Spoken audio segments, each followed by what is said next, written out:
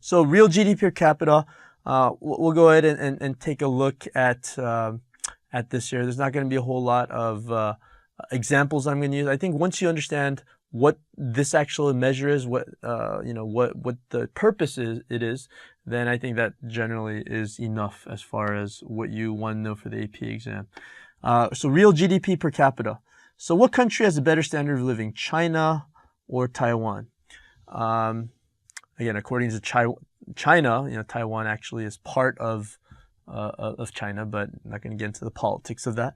Let's assume that China and Taiwan, you're trying to figure out which one has a better standard of living. Well, in terms of both nominal and real GDP, there's no question.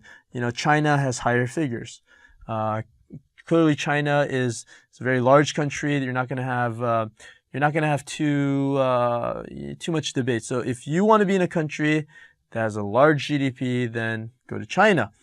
However, that's not what we're looking for. We don't want to really care about real GDP or nominal GDP for that matter. We want to see real GDP per capita. So another way of saying per capita is per person. So we want to take the GDP divided by the size of the population, which is equivalent to the average GDP per person. So what do you get?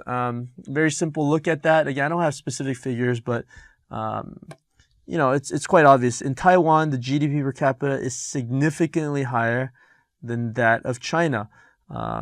So let me throw out some hypothetical numbers. In Taiwan, it might be closer to $40,000 to $50,000 per person, whereas in China, you're getting maybe $10,000 per person. So the standard of living in Taiwan, if that's important to you, if you want to have a higher standard of living, there's a lot more income equality, where there's more of a middle class, so to speak. In China, you see more of a divide between the rural poor and the urban rich.